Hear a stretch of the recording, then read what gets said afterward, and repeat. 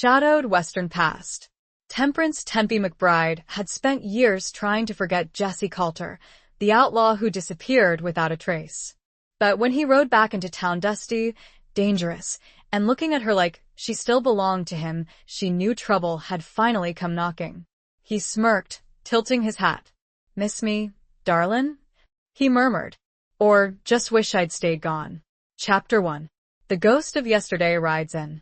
The wind, a restless wanderer across the plains, whipped at Temperance Tempe McBride's skirts as she stood on the porch of the mercantile, the weathered wood groaning beneath her boots. It carried the scent of dust and distant rain, a familiar perfume that usually soothed her, but today it only stirred a deeper unease. 58 years she'd lived, and 40 of them in this unforgiving corner of Arizona territory, a place that etched its stories onto your soul in lines of hardship and resilience. The lines on her face, she knew, mirrored the arroyos carved into the landscape by flash flood sudden, harsh, and leaving their mark forever.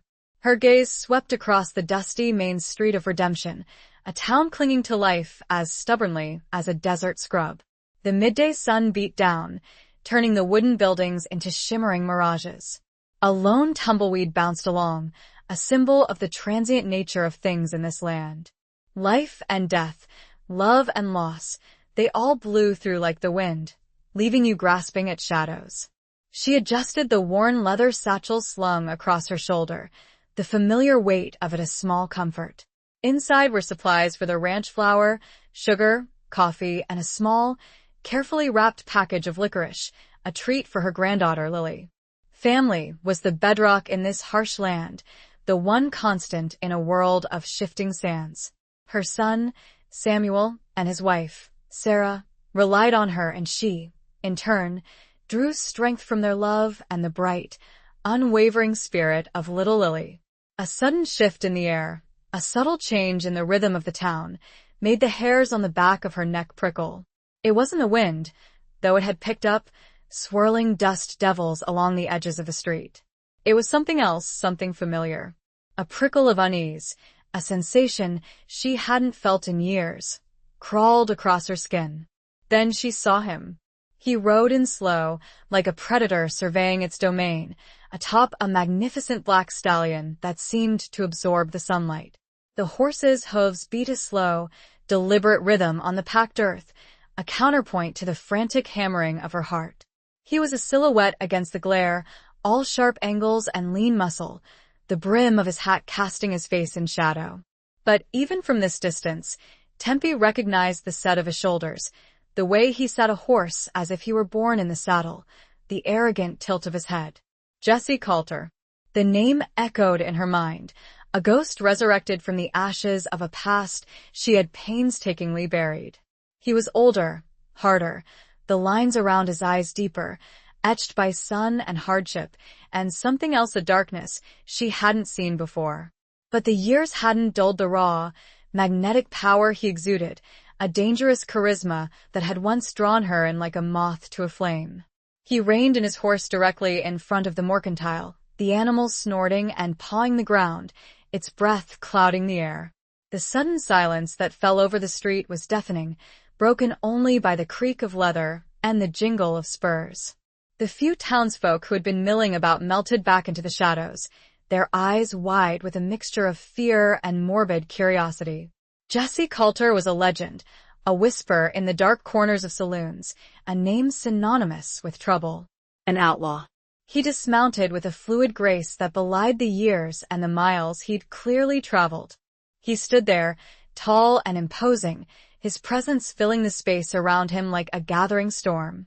His eyes, the color of a stormy sky just before the lightning strikes, met hers across the distance. A slow, deliberate smile curved his lips, a smile that didn't reach his eyes, a smile that sent a shiver of apprehension down her spine. He removed his hat, revealing a thick mane of dark hair streaked with silver at the temples, a testament to the passage of time and the battles fought. The gesture was almost polite, a mockery of civility in this uncivilized land.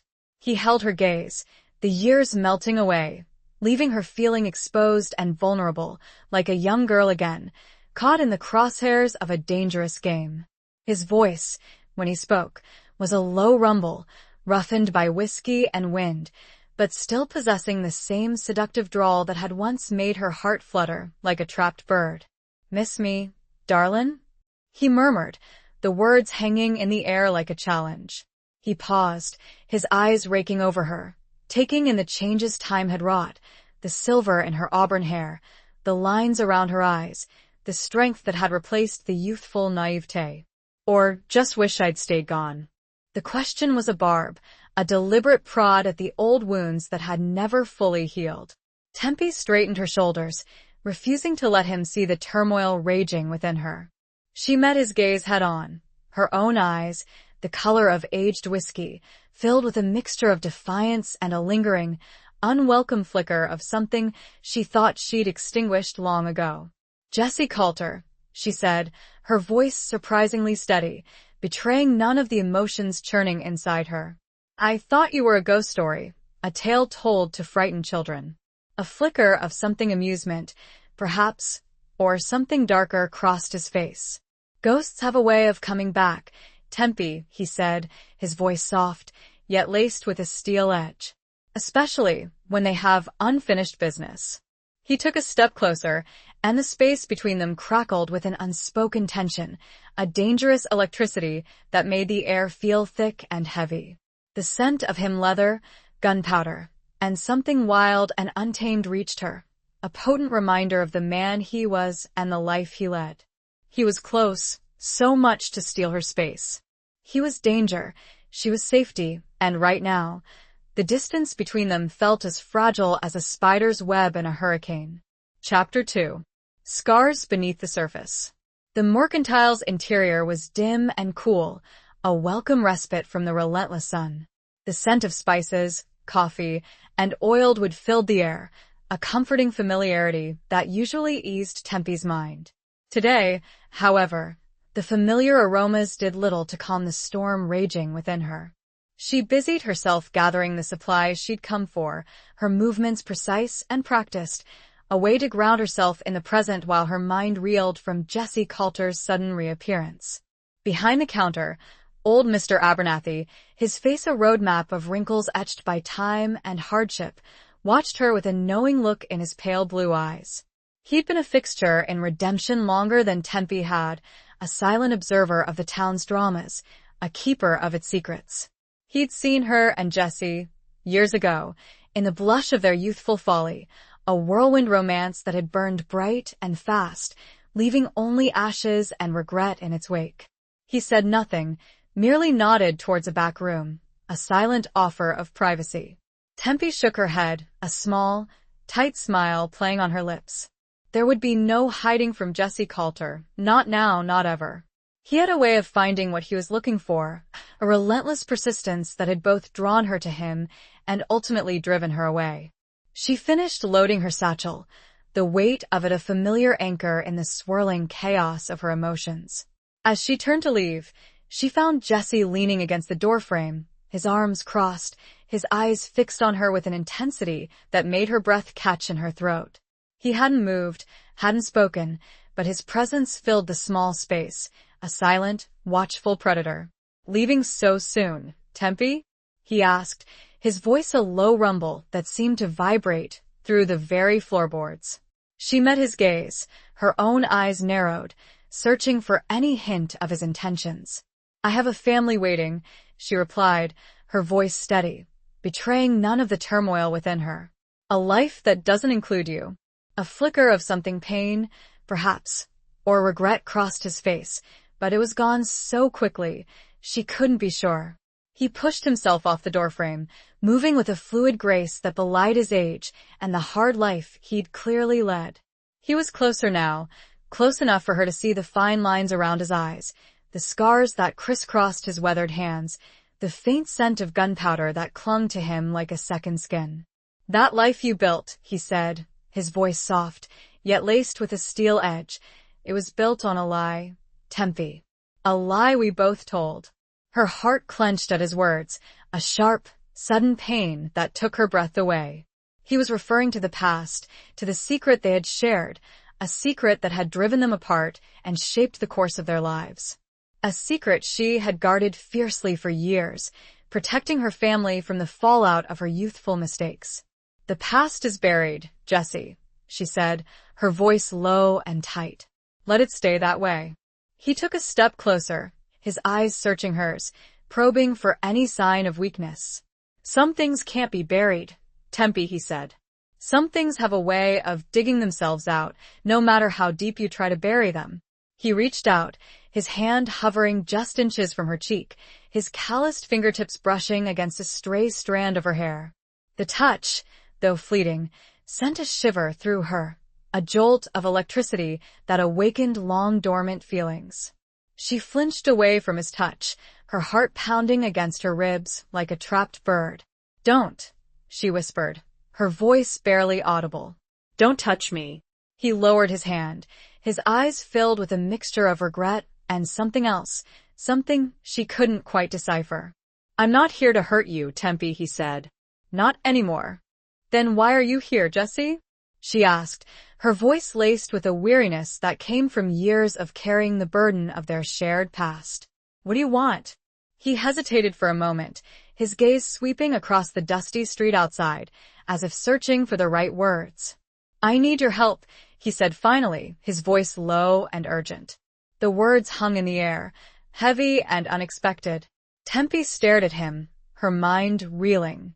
Jessie Coulter, the notorious outlaw, the man who had lived by his own rules, was asking for her help? It was preposterous, unbelievable, and yet there was a sincerity in his eyes, a desperation that she couldn't ignore. "My help?" she repeated, her voice laced with disbelief. "What could you possibly need from me?" He looked at her, his eyes filled with a pain that mirrored her own. "There's a storm coming, Tempe," he said, his voice low and grave. "And I don't think I can weather it alone." He paused, his gaze holding hers. "My son is in danger, and you may be the only one who can save him." The revelation hung in the air between them, a fragile bridge built on shared history and unspoken needs, stretching across the chasm of years and betrayals. The boy she had loved, the man she had tried to forget. He has a son. Chapter 3. A bargain struck in the dust. The news of Jessie having a son hit Tempe like a physical blow, a punch to the gut that knocked the wind out of her. It was a piece of him she had never considered, a life she had never imagined he would have. The image of Jessie, the wild, untamed outlaw, as a father was a jarring incongruity, a paradox that her mind struggled to reconcile. "Un son?" she repeated, her voice barely a whisper, the word feeling foreign and strange on her tongue. Jessie nodded, his eyes clouded with a pain that was both familiar and deeply unsettling. "His name is Caleb. He's a good kid. He doesn't deserve what's coming for him." Tempe studied him, searching his face for any sign of deception, any hint that this was some elaborate ruse. But all she saw was raw, unadulterated fear, a desperation that mirrored her own deepest anxieties.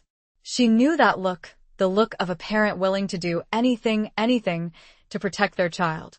She saw it every time she looked at her son, Samuel. "What kind of danger?" she asked, her voice regaining some of its strength, her maternal instincts kicking in, overriding her lingering resentment and distrust. Jessie hesitated, his gaze shifting towards the window, as if the answer might be found in the swirling dust devils dancing outside. "He's caught in the middle of something bigger than him. A feud between two rival gangs, the Blackwood Boys and the Crimson Hand. They're using him as a pawn." The names of the gangs sent a chill down Tempe's spine. They were notorious throughout the territory, known for their brutality and ruthlessness. The thought of her own granddaughter, Lily, caught in their crosshairs was enough to make her blood run cold. She couldn't even imagine the terror Jessie must be feeling. "And you think I can help?"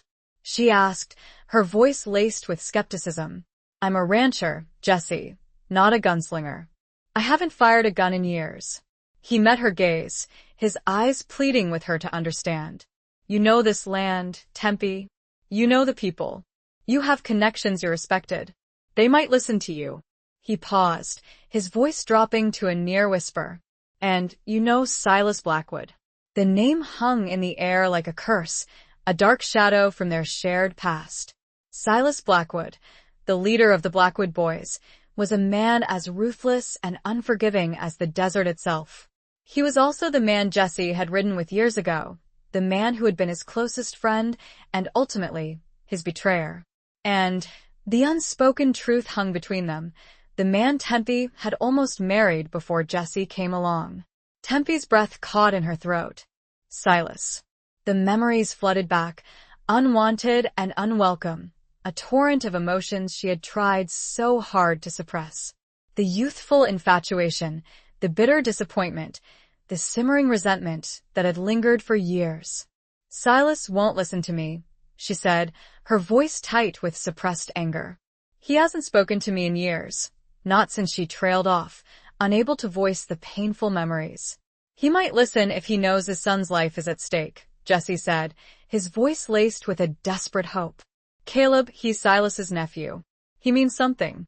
Tempe was silent for a long moment, her mind racing, weighing the risks and the potential consequences. To get involved in this feud was madness, a dangerous game that could cost her everything. But to turn her back on a child, any child, especially one connected to her past, was unthinkable. She looked at Jesse, at the lines of worry etched around his eyes, the desperation in his voice. She saw the ghost of the young man she had once loved, the man who had ridden away and broken her heart. But she also saw something else, something new, a father's love, a father's fear. What do you need me to do? She asked, her voice resigned, yet firm. A flicker of relief crossed Jesse's face, a brief respite from the storm raging within him. I need you to talk to Silas, he said. Convince him to release Caleb. Tell him whatever you need to. Just get him to listen. And if he refuses? Tempe asked, her eyes searching his. Jesse's jaw tightened, his eyes hardening with a steely resolve. Then we'll have to find another way, he said, his voice low and dangerous. A way that might not be so peaceful.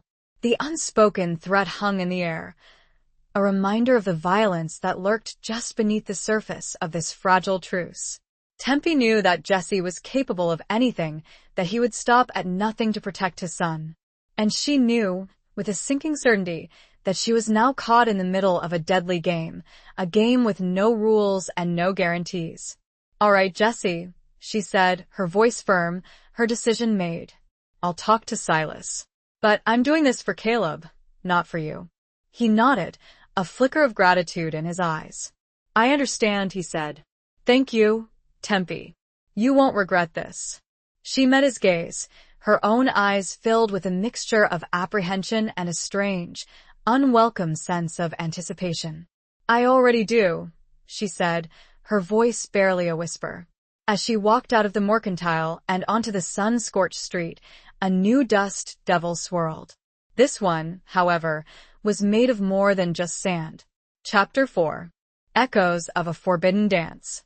The ride to the Blackwood Ranch was a journey through both landscape and memory.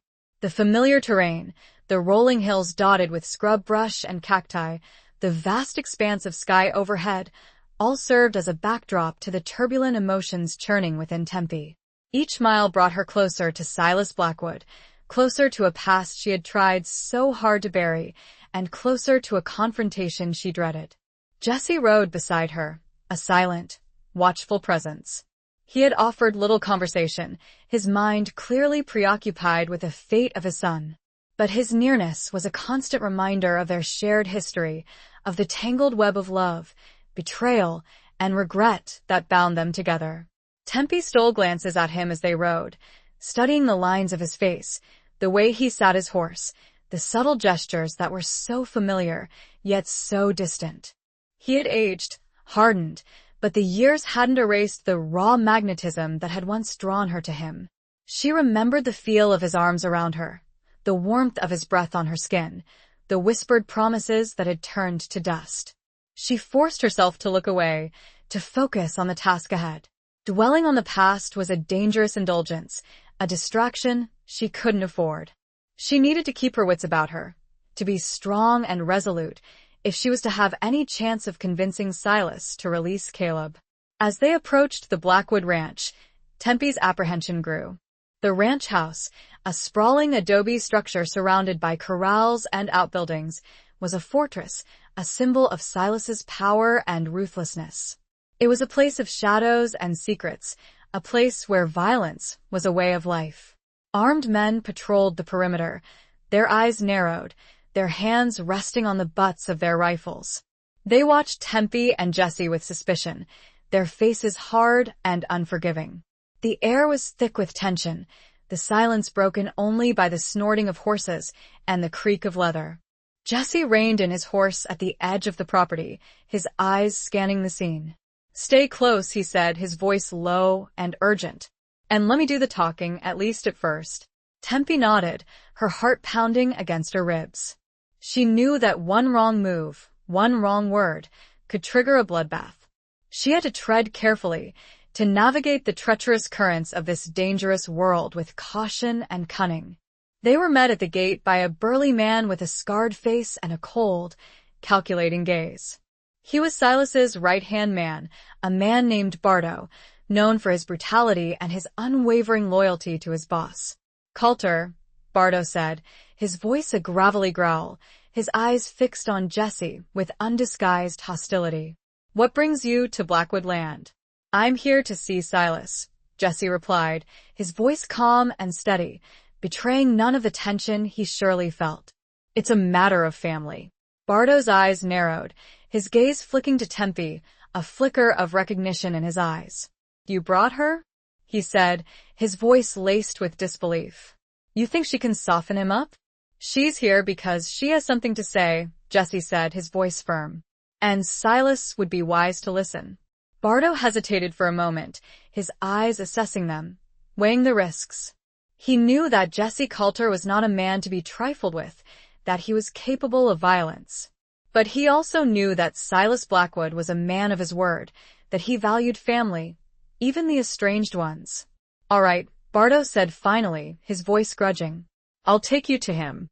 But one wrong move, Coulter, and you'll be feeding the buzzards." He led them through the compound, past the watchful eyes of the guards, towards the main house. The air was thick with the scent of horses, sweat, and gun oil, a potent reminder of the violence that permeated this place. As they entered the house, Tempe's senses were assaulted by a wave of memories.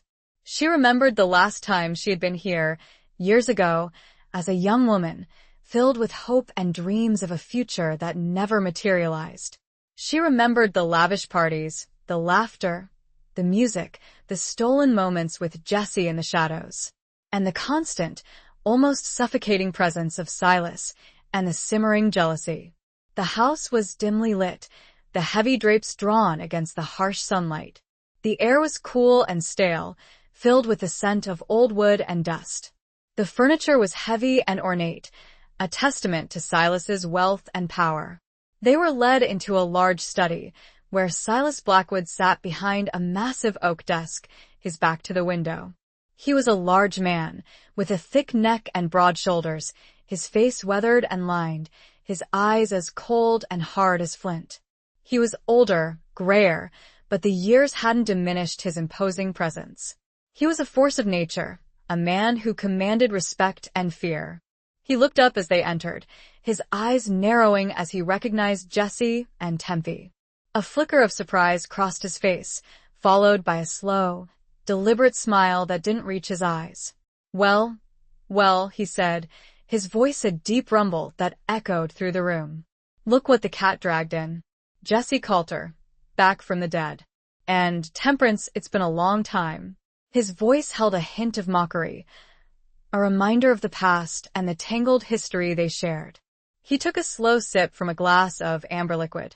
It clinked in the room's silence. "Silas," Jesse said, his voice calm and steady. "We need to talk." Tempe, gathering the memories and feelings, was preparing, already running through the years of hurt and resentment. It all swirled around her heart now, an old dance she thought she'd forgotten, but her body remembered every step. She remembered the music, and she hated the music. Chapter 5. The Price of Freedom, the Cost of Love.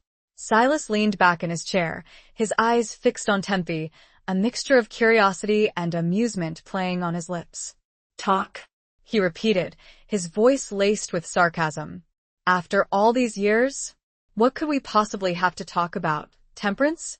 Tempe met his gaze, her own eyes filled with a mixture of defiance and a lingering sadness. She had rehearsed this moment in her mind 1,000 times, imagining the words she would say, the arguments she would make. But now, standing in his presence, feeling the weight of his gaze, all her carefully crafted words seemed to evaporate. "It's about Caleb," she said, her voice surprisingly steady, betraying none of the turmoil within her. Jessie. Silas's eyebrows rose, a flicker of surprise crossing his face. Jessie? He repeated, his voice laced with disbelief. "I didn't know he had a son." "He does," Jesse interjected, his voice firm. "And he's in trouble, Silas. Your men have him." Silas's gaze shifted to Jesse, his eyes narrowing. "My men?" he said, his voice laced with a dangerous edge. "What are you accusing me of, Coulter?" "I'm not accusing you of anything," Jesse replied, his voice calm and controlled. "I'm telling you that Caleb is caught in the middle of this feud between you and the Crimson Hand. He's innocent, Silas. He doesn't deserve to be a pawn in your game." Silas was silent for a long moment, his eyes studying Jesse, assessing his words. He knew that Jesse was not a man to lie, that he valued loyalty and honor above all else. But he also knew that Jesse was his enemy, that they had been on opposite sides of the law for years. "And what makes you think I care about your son, Coulter?" Silas asked, his voice cold and dismissive. "Because he's family," Jesse replied, his voice filled with a desperate plea. "He's your nephew, Silas. Your sister's blood." The words hung in the air, heavy and poignant. Silas's sister, Mary, had been the one bright spot in his otherwise dark and brutal life. She had been kind and gentle, a stark contrast to her brother's ruthlessness. She had also been Caleb's mother, a fact that Silas had never acknowledged, a secret he had kept buried for years. Silas's face softened, a flicker of emotion crossing his features. He remembered Mary, her laughter, her kindness, her unwavering love for her brother, despite his flaws. He remembered the day she had died, the pain and the guilt that had haunted him ever since. "What do you want me to do, Jesse?" Silas asked, his voice finally losing its edge, replaced by a weariness that spoke of years of regret. "Release Caleb," Jesse said, his voice firm. "Let him go. He doesn't belong in this world." Silas was silent for a long moment, his mind wrestling with the decision. He knew that releasing Caleb would be seen as a sign of weakness, that it would embolden his enemies. But he also knew that keeping Caleb captive would only perpetuate the cycle of violence, that it would further stain his soul. "And what about you, Temperance?" Silas asked, his gaze shifting back to her. "What do you want?" Tempe met his eyes, her own filled with a plea for compassion. "I want peace, Silas," she said, her voice soft, yet firm. "I want an end to this bloodshed. I want Caleb to have a chance at a life away from all this violence." Silas studied her, searching her face for any sign of deception. He saw the sincerity in her eyes, the pain of a woman who had lost too much, who had seen too much violence. He saw the ghost of the young woman he had once loved, the woman who had chosen Jesse over him. "You always were too soft-hearted, Temperance," he said, a hint of a smile playing on his lips. "Perhaps," she replied, her voice unwavering.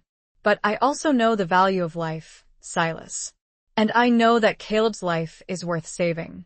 Silas sighed, a deep, weary sound that seemed to come from the depths of his soul. He looked at Jesse, then back at Tempe, his eyes filled with a mixture of resignation and a grudging respect. "All right," he said finally, his voice low and heavy. "I'll release the boy, but on one condition." Jesse and Tempe exchanged a quick glance, their hearts pounding with a mixture of hope and apprehension. "What condition?" Jesse asked, his voice tense. Silas leaned forward, his eyes fixed on Jesse, a steely glint in his gaze. You ride with me, Calder, he said. You join my gang. You help me finish this feud with the Crimson Hand, once and for all. The words hung in the air, a heavy price for Caleb's freedom. Jesse's face hardened, his jaw tightening. He knew that joining Silas's gang would mean returning to a life of violence, a life he had tried to leave behind. But he also knew that it was the only way to save his son. Tempe looked at his face, the internal battle there. Freedom and love, the two were tied. But the price was high, and the man she used to know would have to pay it. Chapter 6. Shadows lengthen across the plains. The weight of Silas's condition hung heavy in the air, a suffocating silence that pressed down on Tempe. She watched Jesse, her heart aching for him, knowing the impossible choice he faced. To return to a life of outlawry, to betray his own hard-won peace, was a price no man should have to pay. But to refuse meant condemning his son to almost certain death. Jesse stood motionless, his face a mask of conflicting emotions. His eyes, usually so full of life and fire, were now clouded with a weary resignation. She could almost see the wheels turning in his mind, weighing the options, calculating the risks, searching for any possible loophole, any way out of this impossible dilemma. Finally, he spoke, his voice low and gravelly, each word laced with a bitter reluctance. And if I refuse? Silas leaned back in his chair, a cold smile playing on his lips. Then the boy dies, Calder. Simple as that. He's a loose end, a liability. I can't afford to let him live, not unless you're willing to guarantee his silence and his loyalty. Tempe's breath caught in her throat. She wanted to scream, to protest, to beg Silas to reconsider. But she knew it was futile. Silas Blackwood was a man of his word, a man who never backed down, a man who would sacrifice anything, even his own nephew, to achieve his goals. She looked at Jesse, her eyes pleading with him to find another way, to find some solution that didn't involve him sacrificing his soul. But she saw in his face the grim acceptance of his fate, the knowledge that he had no choice. All right, Silas, Jesse said, his voice devoid of emotion, a hollow echo of the man he once was. I'll ride with you. But Caleb goes free. Now. Silas nodded, a flicker of satisfaction in his eyes. You always were a pragmatic man, Calder. I knew you'd see reason. He turned to Bardo, who had been standing silently in a corner, his face a mask of impassivity. Bring the boy, he ordered. And tell the men to prepare to ride. We have a score to settle with the Crimson Hand. Bardo nodded and left the room, his heavy footsteps echoing down the hallway. Tempe and Jesse were left alone with Silas, the tension in the room thick enough to cut with a knife. Silas looked at Jesse, a hint of something akin to respect in his eyes. You surprise me, Calder, he said. I thought you'd gone soft, living the quiet life. I didn't think you had it in you anymore. A man does what he has to do, Jesse replied, his voice flat, his eyes devoid of any spark. Especially when it comes to family. Family, Silas repeated, the word dripping with irony. A curious thing, family. It can be your greatest strength or your greatest weakness. He looked at Tempe, a flicker of something unreadable in his eyes. You understand that, don't you, Temperance? Tempe met his gaze, her own eyes filled with a weary sadness. I understand it better than you think, Silas, she said, her voice low and heavy. A silence fell between them, a silence filled with unspoken words, with the ghosts of their shared past, with the weight of the choices they had made and the consequences they now faced. The door opened, and Bardo returned, leading a young man into the room. Caleb. Tempe's breath caught in her throat.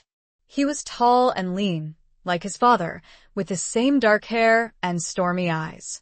But there was a vulnerability in his face, a youthful innocence that contrasted sharply with the hardened men around him.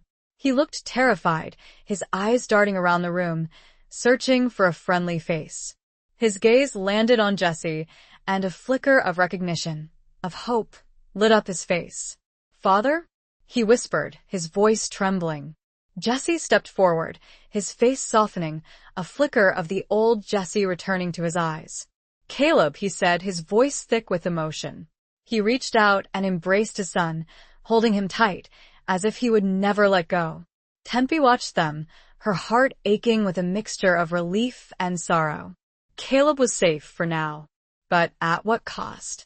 Jesse had sacrificed his freedom, his peace, to save his son. And she knew, with a sinking certainty, that this was only the beginning of a new and dangerous chapter in their lives. The shadows were lengthening across the plains, and the storm was far from over. The look in the young man's eyes, the hope dawning. It hurt her in a place she'd not realized still existed. Chapter 7. Between the Law and Loyalty. The ride back to Tempe's ranch was strained, a heavy silence hanging between her and Jesse. Caleb rode ahead, a free spirit suddenly released, his youthful exuberance a stark contrast to the grim reality facing his father. Tempe could feel Jesse's turmoil, the weight of his decision pressing down on him like a physical burden. She wanted to say something, to offer some comfort, but the words caught in her throat. What could she possibly say? She had played a part in this, however unintentionally. Her past, her connection to Silas, had helped secure Caleb's release, but it had also condemned Jesse to a life he thought he'd escaped. As they neared the familiar site of her ranch house, nestled among the rolling hills, a sense of bittersweet homecoming washed over her. This was her sanctuary, her haven, the place where she had built a life of peace and stability after the chaos of her youth. But now, that peace was shattered, threatened by the storm that Jesse had brought with him. Samuel, her son, was waiting for them on the porch, his face etched with concern. He had been worried sick about her, knowing the danger she was facing by confronting Silas Blackwood. He embraced her tightly, his relief evident in the way he held her. "Mother, are you all right?" he asked, his voice filled with concern. "What happened? Is he?" He trailed off, his gaze shifting to Jesse, who had dismounted and was standing silently beside his horse. "Caleb is safe," Tempe said, her voice weary. "He's staying with us for now." Samuel's eyes widened, his gaze shifting to Caleb, who was standing awkwardly near the corral, his eyes wide with a mixture of apprehension and wonder. He had never known a life outside the harsh world of his father's gang, and the simple normalcy of a family ranch was a foreign concept to him. "But how?" Samuel asked, his voice laced with confusion. "What did you have to do?" Tempe hesitated, her gaze meeting Jesse's. She saw the warning in his eyes, the silent plea to keep the details of their bargain a secret. She couldn't tell Samuel the truth, not yet. It would only put him and his family in danger. "It's a long story," she said, her voice evasive. "I'll explain later. Right now, we need to make Caleb feel welcome." Samuel, though clearly suspicious, nodded, his innate kindness overriding his concerns. He approached Caleb, extending his hand in a gesture of friendship. "Welcome to our home," he said, his voice warm and genuine. "I'm Samuel, Tempe's son." Caleb shook his hand, a shy smile flickering across his face.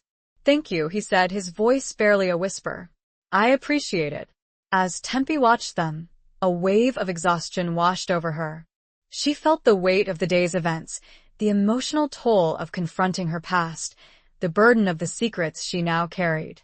She knew that this was only the beginning, that the road ahead would be long and difficult. Later that evening, after Caleb had been settled into a spare room and Samuel and his family had retired for the night, Tempe found Jesse sitting on the porch, staring out at the star-studded sky. The vastness of the desert night, the silence broken only by the chirping of crickets, seemed to amplify his isolation. She sat down beside him, the silence stretching between them, comfortable yet charged with unspoken emotions. She could feel the tension radiating from him, the internal battle he was still fighting. "You don't have to do this, Jesse," she said finally, her voice soft, breaking the silence. "There might be another way. We could go to the law." He shook his head, a bitter smile playing on his lips. "The law?"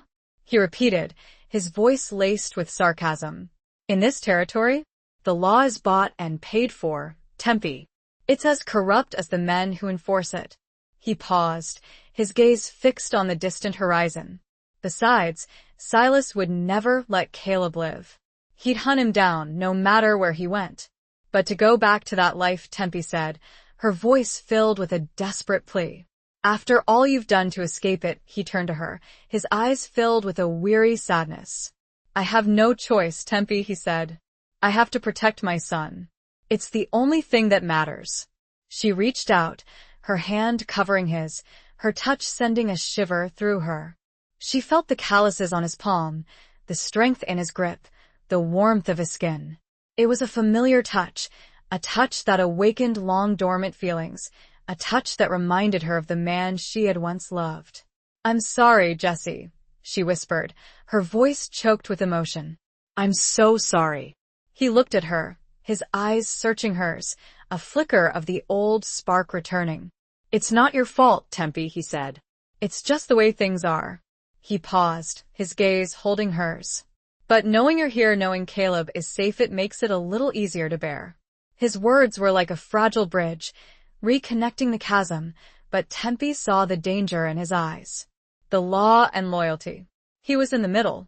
She was in the middle, too. Chapter 8. A storm gathers, within and without. The days that followed were a strange mixture of tranquility and underlying tension. Caleb, slowly but surely, began to adapt to life on the ranch.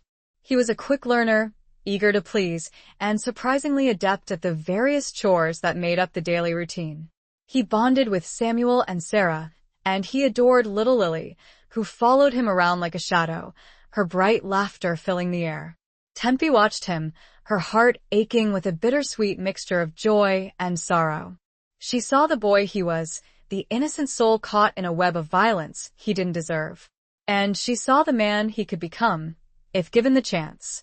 She also began to see more of Jesse in him, in the way he moved, the way he spoke, the subtle gestures that were so familiar, yet so heartbreaking. Jesse, meanwhile, remained a distant, brooding presence. He spent his days working alongside Samuel, his hands performing the familiar tasks of a rancher, but his mind was clearly elsewhere. He was preparing himself, steeling himself for the inevitable return to Silas's gang, to the life of violence he had so desperately tried to escape. The nights were the hardest. Tempe would often find him sitting on the porch, staring out at the darkness, his face etched with a weary resignation. She knew he was wrestling with his demons, with the guilt and the regret, with the fear of what the future held. One evening, as a storm gathered on the horizon, mirroring the turmoil within them, Tempe found Jesse sitting alone, his shoulders slumped, his head in his hands. The wind whipped around them, carrying the scent of rain and dust, a familiar prelude to the desert's fury. She sat down beside him, not speaking, simply offering her presence as a silent comfort. The silence stretched between them, punctuated only by the distant rumble of thunder and the howl of the wind. I keep seeing his face, Jesse said finally, his voice hoarse, his words barely audible above the wind. Caleb's face, when I told him I was leaving. Tempe reached out, her hand resting on his arm, her touch a silent offering of support. He understands, Jesse, she said. He knows you're doing this for him. He shook his head, his eyes filled with a pain that cut her to the core. He shouldn't have to understand, he said. He shouldn't have to live with this fear, this uncertainty. He deserves better. He will have better, Tempe said, her voice firm, her words filled with a conviction she wasn't entirely sure she felt. You'll make sure of it. He looked at her, his eyes searching hers, a flicker of hope returning. You believe that? He asked, his voice barely a whisper. I have to, she replied, her voice choked with emotion. I have to believe that there's still some good in this world, some hope for redemption. Even for men like us. He smiled, a sad, wistful smile that tugged at her heart. You always were an optimist, Tempe, he said. Even when the world gave you every reason not to be. And you always were a cynic, she replied, her voice matching his, a playful banter that momentarily lifted the weight of their burdens. Even when the world offered you a glimmer of hope. They fell silent again, the storm raging around them, mirroring the tempest within their hearts. The lightning flashed, illuminating their faces, revealing the lines of worry and regret, the scars of their shared past. The thunder roared, a deafening reminder of the forces arrayed against them. As the first drops of rain began to fall, fat and heavy, splattering on the dusty ground, Jesse turned to her, his eyes filled with a mixture of longing and despair. "I wish things could have been different, Tempe," he said, his voice low and raw. "I wish," he trailed off, unable to voice the unspoken words, the regrets that haunted him. Tempe reached out, her fingers brushing against his cheek, her touch gentle and compassionate. She felt the roughness of his stubble, the warmth of his skin, the tremor that ran through him. "I know," she whispered, her voice choked with emotion. "Me too." The rain started to fall in earnest, and the sound reminded them both of how fragile everything was. The storm was upon them, outside, yes. But inside, too, there was a reckoning coming. Chapter 9. The Unforgiving Truth of Old Wounds. The rain continued throughout the night, a relentless downpour that washed away the dust and grime, leaving the air clean and fresh. But the storm within Tempe and Jesse only intensified, fueled by unspoken words and unresolved emotions. The next morning, Jesse was gone. He had left before dawn, leaving behind only a brief note for Caleb, a promise to return, a plea for understanding. Tempe found the note clutched in Caleb's hand, the boy's face pale and drawn, his eyes filled with a mixture of fear and resignation. "He'll be back, Caleb," Tempe said, her voice filled with a conviction she wasn't entirely sure she felt. "He promised." Caleb nodded, his eyes fixed on the horizon, as if he could somehow will his father back. He said nothing, but Tempe could see the turmoil in his eyes, the silent battle he was fighting between hope and despair. Tempe knew that Jesse's return to Silas's gang was not just a physical departure. It was an emotional chasm opening up between them, a return to a world she could never fully understand or accept. She had tried to bridge that chasm, to offer him a different path, but the pull of his past, the weight of his obligations, had proven too strong. The days that followed were filled with an uneasy quiet. Samuel and Sarah tried to maintain a semblance of normalcy, but the tension was palpable. Caleb, though outwardly calm, was clearly struggling with his father's absence, his youthful optimism slowly eroding under the weight of uncertainty. Tempe, meanwhile, found herself revisiting the past, replaying the events that had led them to this point. She thought about her youthful infatuation with Jesse, the whirlwind romance that had consumed her, the bitter disappointment of his betrayal. She thought about Silas, his possessive love, his ruthless ambition, his unwavering grip on the world around him.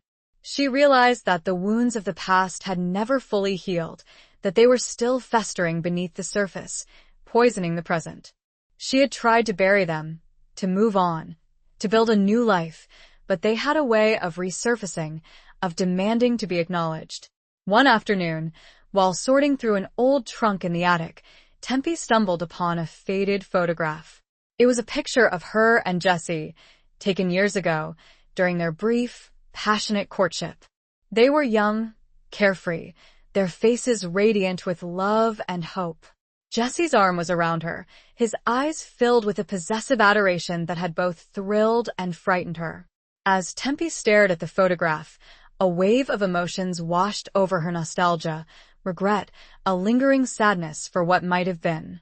She remembered the feel of his arms around her, the warmth of his breath on her skin, the whispered promises that had turned to dust. She also saw something else in the photograph, something she hadn't noticed before. In the background, partially obscured by shadow, stood Silas Blackwood, his face a mask of barely concealed jealousy and resentment. He was watching them, his eyes filled with a possessive hunger that mirrored Jesse's, but with a darker, more menacing undertone.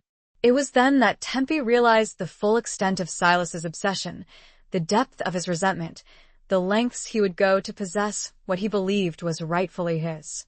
She understood that her relationship with Jesse had not just been a betrayal of Silas's friendship, it had been a challenge to his dominance, a threat to his control.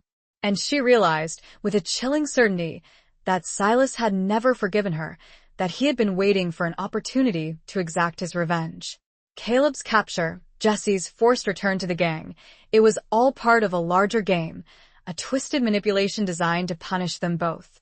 The truth hit her like a physical blow, a punch to the gut that knocked the wind out of her. She had been so focused on Jesse, on his struggles, on his sacrifice, that she had failed to see the bigger picture, the darker forces at play. She knew that she had to do something, that she couldn't just stand by and watch as Silas destroyed everything she held dear. She had to find a way to protect Caleb, to save Jesse, to break the cycle of violence and revenge that had haunted them for so long. The photograph fell to the ground, and in the sound of old paper, Tempe heard a call. It was a call to arms, a call to fight, and finally, after all this time, she was ready to answer. Chapter 10. Where Trust Lies Bleeding. The realization of Silas's true motives galvanized Tempe.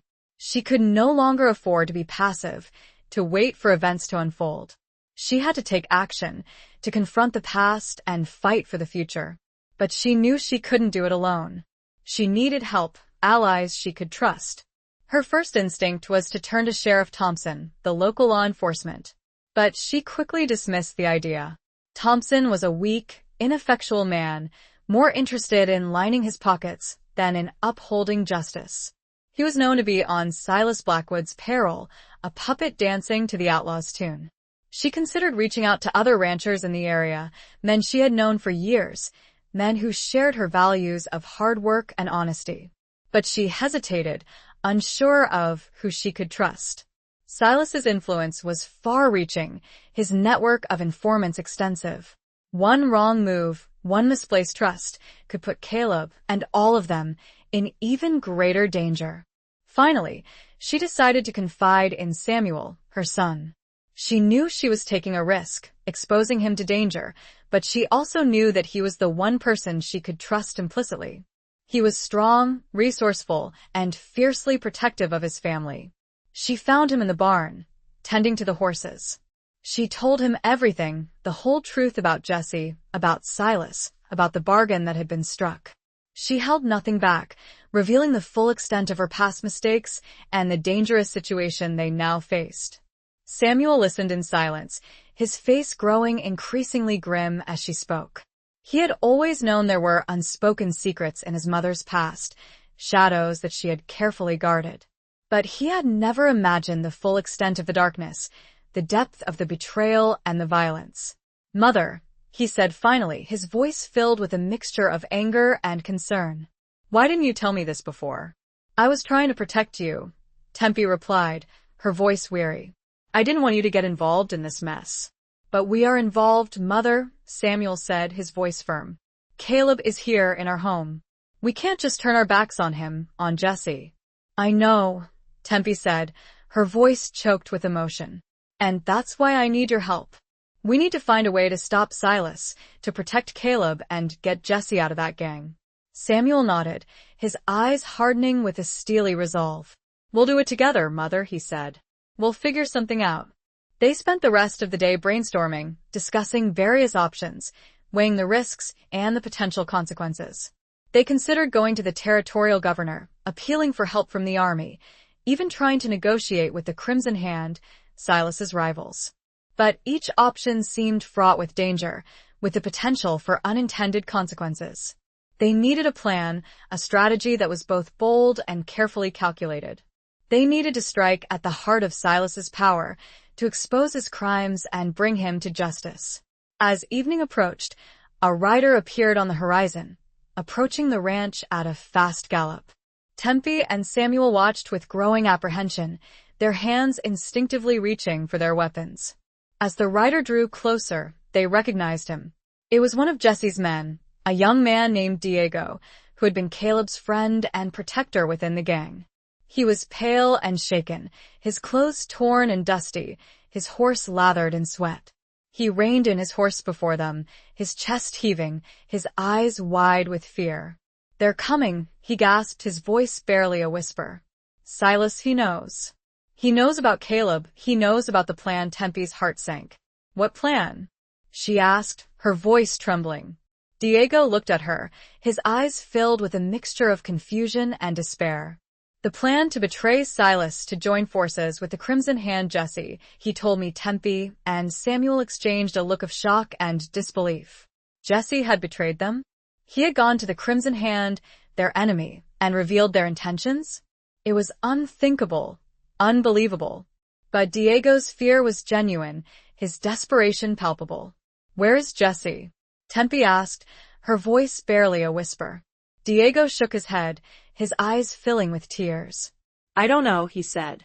"He sent me ahead to warn you," he said. Silas was planning to attack tonight. The words hung in the air, a chilling premonition of the violence to come. Tempe's mind raced, trying to make sense of the situation. Had Jesse truly betrayed them? Or was this some elaborate trap, some twisted game orchestrated by Silas? She looked at Samuel, her eyes filled with a desperate plea. "We have to get Caleb out of here," she said. "Now." The ground seemed to shake, but it was no earthquake. It was the sound of approaching horses, a lot of horses, and they were coming fast, riding hard, heading straight for them.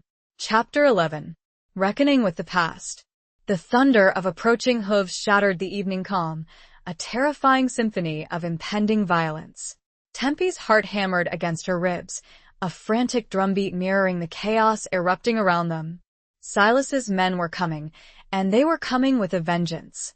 "Samuel, get Caleb and Sarah and Lily to the storm cellar," Tempe shouted, her voice sharp and urgent, overriding the rising panic. "Diego, help them. I'll try to buy you some time." Samuel hesitated for a moment, his eyes filled with concern for his mother. He wanted to stay and fight, to protect her, but he knew that his first duty was to his family. He nodded, his jaw set with grim determination, and sprinted towards the house, Diego close behind him. Tempe grabbed her rifle from its resting place beside the door, her hands surprisingly steady despite the fear churning within her. She had faced danger before, she had survived hardship and loss, and she would not cower now. She would fight for her family, for her home, for the chance at a future free from Silas's tyranny. She stepped out onto the porch, her rifle raised, her eyes scanning the horizon. The first wave of riders was already cresting the hill, their silhouettes stark against the twilight sky. They were a motley crew, a collection of hardened outlaws, their faces obscured by bandanas, their weapons glinting in the fading light. At their head rode Silas Blackwood, his face a mask of cold fury, his eyes fixed on Tempe with a predatory intensity. He looked every bit the ruthless outlaw she remembered, a man driven by vengeance and a thirst for power. Tempe raised her rifle, her finger tightening on the trigger. She knew she was outnumbered, outgunned, but she would not surrender. She would fight to her last breath, defending her home, protecting her family. "Silas," she shouted, her voice ringing out across the distance, amplified by the adrenaline coursing through her veins. "Stop this madness. There's been enough bloodshed." Silas reined in his horse, his men following suit, their horses snorting and pawing the ground, their riders eager for a fight. He looked at Tempe, a cruel smile playing on his lips. "Temperance," he said, his voice a low rumble that carried across the distance. "Always the sentimental fool. You think you can stop me? You think you can change what's coming?" "I can try," Tempe replied, her voice firm, her eyes unwavering.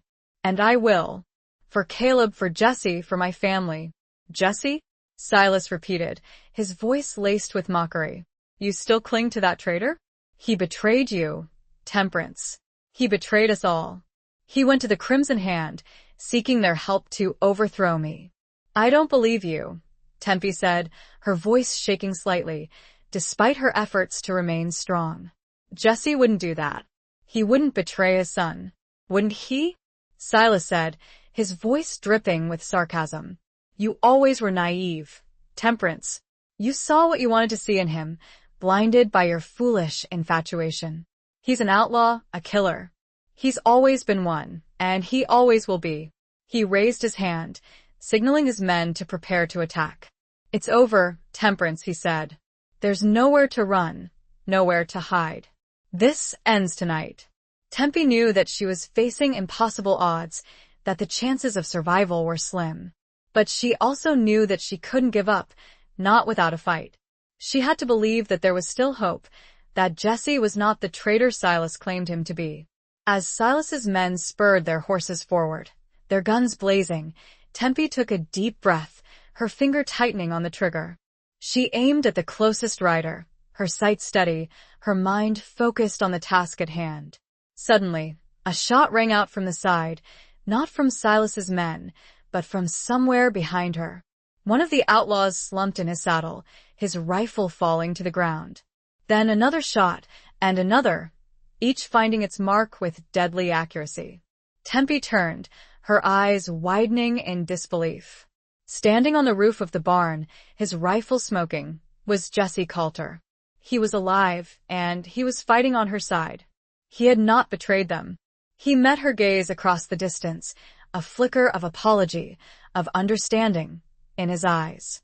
He had been playing a dangerous game, a double-cross designed to expose Silas's treachery and protect his son.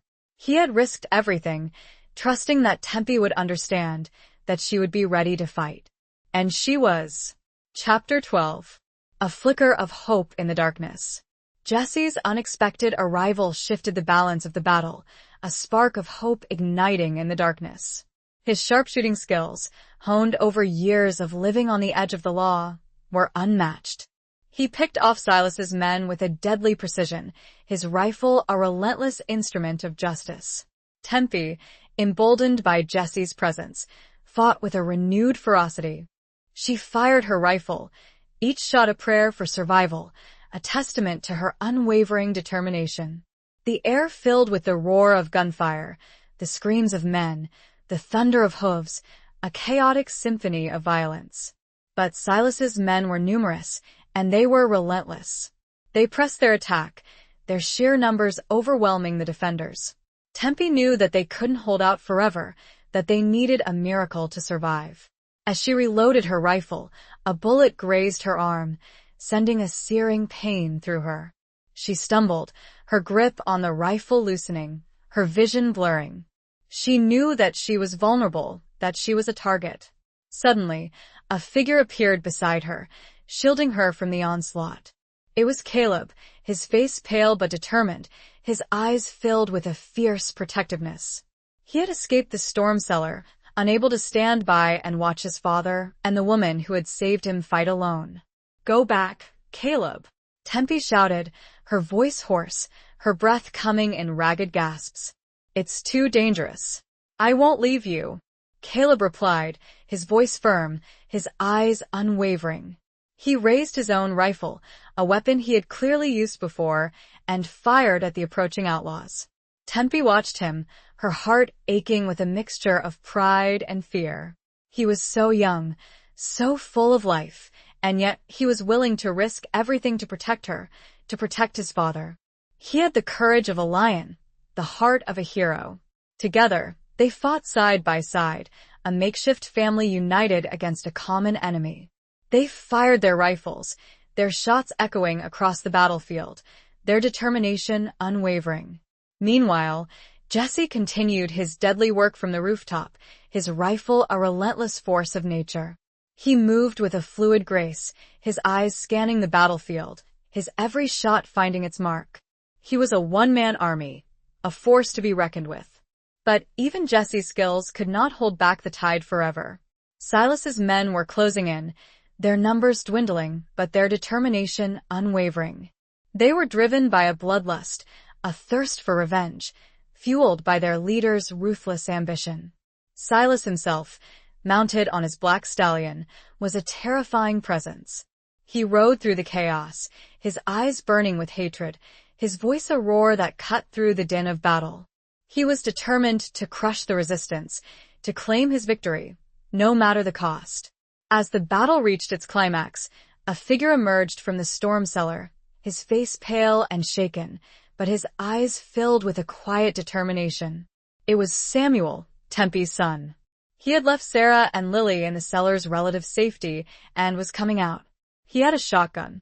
He saw his mother, wounded and fighting alongside Caleb, and a surge of protective anger coursed through him. He raised his shotgun, his finger tightening on the trigger. He would defend his family, his home, to his last breath. The battle raged on, a desperate struggle for survival, a clash between good and evil, a reckoning with the past. The outcome was uncertain, the stakes were high, and the future hung in the balance. The ranch was burning now in spots, set ablaze by errant shots. But it did not matter. Only one thing did: the fighting and surviving. Chapter 13. The Devil's Due and the Angel's Plea. The battle raged, a maelstrom of gunfire, shouts, and the sickening thud of falling bodies. Tempe, despite her wounded arm, fought with a ferocity born of desperation and a fierce protectiveness. Caleb, standing beside her, proved to be a surprisingly skilled marksman, his youthful fear replaced by a grim determination. Samuel, armed with his shotgun, provided crucial support, his blasts scattering the attackers and creating momentary openings for Jesse to exploit. Jesse, from his vantage point on the roof, continued to rain down a hail of bullets, his accuracy unwavering, his focus absolute. But Silas's men were relentless, their numbers seemingly inexhaustible. They pressed their attack, driven by their leader's ruthless ambition and their own thirst for blood. The ranch house, once a symbol of peace and stability, was now a battleground, its walls riddled with bullet holes, its windows shattered, smoke billowing from fires set by stray shots. Silas, mounted on his black stallion, was a terrifying figure, his eyes burning with a cold fury, his voice a roar that cut through the din of battle. He directed his men, urging them on, his presence a constant reminder of the stakes, of the brutal consequences of failure. As the fighting intensified, a stray bullet struck Caleb in the shoulder, spinning him around and sending him crashing to the ground. Tempe screamed, her heart leaping into her throat, her wounded arm forgotten. She rushed to his side, her hands trembling as she tried to assess the damage. Caleb, can you hear me?"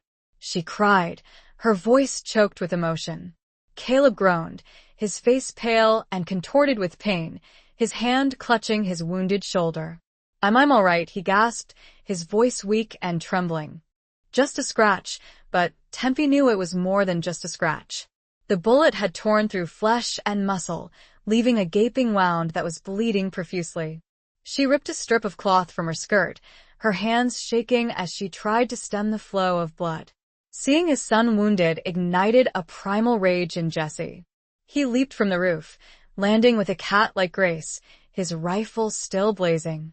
He moved through the chaos like a wraith, his shots finding their marks with deadly accuracy, his every movement fueled by a desperate need to protect his child. He reached Tempe and Caleb, his eyes filled with a mixture of fear and fury. "Is he all right?" he asked, his voice hoarse, his breath coming in ragged gasps. "He's hurt, Jesse," Tempe replied, her voice choked with emotion. "Badly. "We need to get him inside, to safety." Jesse nodded, his jaw set with grim determination. He scooped Caleb up in his arms, his strength belying his own exhaustion, and carried him towards the house, Tempe and Samuel providing cover fire. As they reached the porch, a figure emerged from the shadows, blocking their path. It was Silas Blackwood, his face twisted with rage, his gun drawn and aimed directly at Jesse. "It ends here, Coulter," Silas roared, his voice filled with a chilling finality. "You've cheated me for the last time."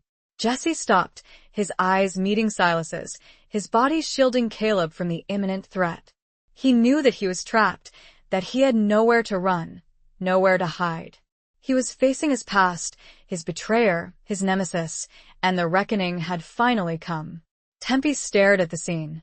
Silas and Jesse, once friends, now mortal enemies. And her love for Jesse had caused it all, she thought. The Devil's Due had come calling. Now, she'd make one last, desperate plea. Chapter 14. Crossroads at Twilight. The standoff on the porch was a tableau of frozen violence, a moment suspended in time, pregnant with the potential for devastating consequences. Jesse, holding Caleb in his arms, his body shielding his son from Silas's drawn gun, was a picture of defiant protectiveness. Silas, his face contorted with rage, his eyes burning with a cold fury, was the embodiment of vengeance and ruthless ambition. Tempe, standing beside Samuel, her rifle lowered but her fingers still on the trigger, felt a surge of despair mixed with a fierce determination. She couldn't let Silas kill Jesse. Not like this, not after all they had been through. She had to do something, anything, to break the impasse, to avert the impending tragedy. "Silas, please," she cried, her voice pleading, her words echoing across the battle-scarred yard. "Don't do this. This isn't the way. There's been enough bloodshed." Silas's gaze flickered to Tempe, a flicker of something unreadable in his eyes. He saw the desperation in her face, the plea in her voice, the ghost of the woman he had once loved, the woman who had chosen Jesse over him. "Stay out of this, Temperance," he growled, his voice low and menacing. "This is between me and Coulter. It's been a long time coming." "No, Silas," Tempe insisted, her voice gaining strength, her resolve hardening. "It's about all of us. It's about the choices we've made, the lives we've ruined, the pain we've caused. It's about ending this cycle of violence once and for all." Silas hesitated, his grip on his gun tightening, his eyes flickering between Tempe and Jesse. He was torn, his desire for revenge warring with the lingering embers of a love he had never fully extinguished. "He betrayed me, Temperance," Silas said, his voice laced with a bitter resentment. "He betrayed us all. He went to the Crimson Hand, seeking their help to destroy me. He was trying to protect his son." Tempe retorted, her voice filled with a desperate conviction. "He was playing a dangerous game, a double cross, to expose your treachery and save Caleb's life.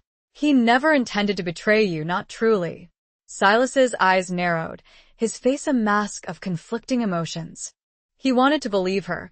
He wanted to find a way out of this bloody confrontation, but his pride, his anger, his years of resentment, held him captive. "Lies," he muttered, his voice barely a whisper.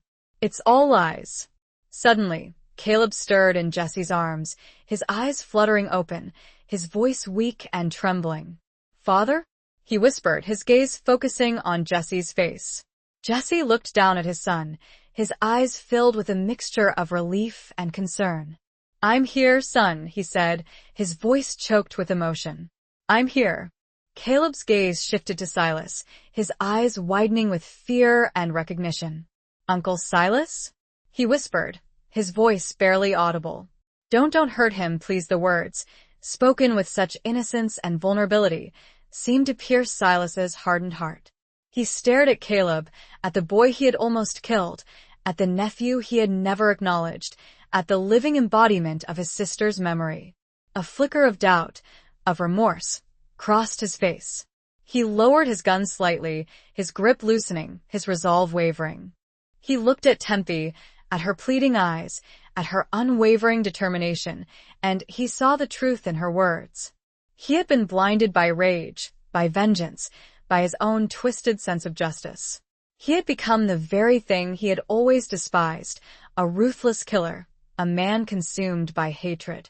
"It's over, Silas," Jesse said, his voice low and steady, his eyes filled with a mixture of pity and understanding.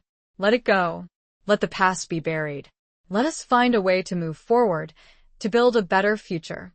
Silas stared at Jesse, at the man he had once called friend, at the man who had betrayed him and yet, somehow, still offered him a chance at redemption. He looked at Caleb, at the innocent boy who had been caught in the crossfire of their feud. He slowly lowered his gun, his shoulders slumping, his body trembling with exhaustion and a profound sense of defeat. "All right, Coulter," he said, his voice barely a whisper. "It's over." The tension that had gripped the scene dissipated, replaced by a fragile, tentative peace. The guns were lowered, the threats receded, and the echoes of violence faded into the twilight. A new crossroads had been met. This time, instead of bloodshed, a choice was made for something else. Peace, perhaps. Chapter 15. What lies beneath the mask. The immediate threat averted, a heavy silence descended upon the ravaged ranch. The air, thick with the acrid smell of gunpowder and smoke, still crackled with the residue of violence. Silas, his shoulders slumped, his gun hanging limply at his side, looked like a defeated man, the fire of his rage extinguished, leaving only ashes of regret. Jesse, still cradling Caleb in his arms, carefully lowered him to the porch, his movements gentle and cautious. Tempe rushed to Caleb's side, her hands trembling as she examined his wound. It was deep, but thankfully, the bullet had passed through, missing any vital organs. "We need to get him inside, to tend to his wound," Tempe said, her voice urgent, her eyes filled with concern. Samuel, his shotgun lowered but still held at the ready, stepped forward to help. Together, he and Jesse carried Caleb into the house, Tempe following close behind, her mind racing, trying to organize the chaos, to prioritize the needs of the wounded. As they laid Caleb on a makeshift bed in the living room, Sarah, her face pale and streaked with tears, rushed to his side, her hands hovering over him, her eyes filled with a mother's terror. Lily, clinging to her mother's skirt, whimpered softly, her innocence shattered by the violence she had witnessed. Tempe, drawing on her years of experience dealing with injuries on the ranch, set about cleaning and bandaging Caleb's wound. She worked quickly and efficiently, her movements precise and practiced, her focus absolute. Meanwhile, Jesse and Samuel stood guard, their weapons still drawn, their eyes scanning the surroundings, wary of any remaining threat. The sounds of the battle had faded, replaced by an eerie silence, broken only by the occasional groan from Caleb and the soft sobs of Lily. Silas remained outside, standing alone on the porch, his back to the house, his gaze fixed on the darkening horizon. He was a broken man, his empire crumbling around him, his dreams of vengeance turned to dust. He had lost everything: his gang, his power, his reputation, and most importantly, his self-respect. After what seemed like an eternity, Tempe finished tending to Caleb's wound. She sat back on her heels, her hands stained with blood, her body exhausted, but her mind still racing. She knew that the immediate danger had passed, but the long-term consequences remained. She looked at Jesse, her eyes filled with a mixture of gratitude and concern. "Thank you," she said, her voice choked with emotion. "For saving Caleb, for saving us all." Jesse nodded, his eyes meeting hers, a flicker of the old spark returning. "I did what I had to do," he said, his voice low and steady. "For my son, for you." A silence fell between them, a silence filled with unspoken emotions, with the weight of their shared history, with the uncertain future that lay ahead. Tempe stood up, her legs stiff and sore, her body aching from the strain.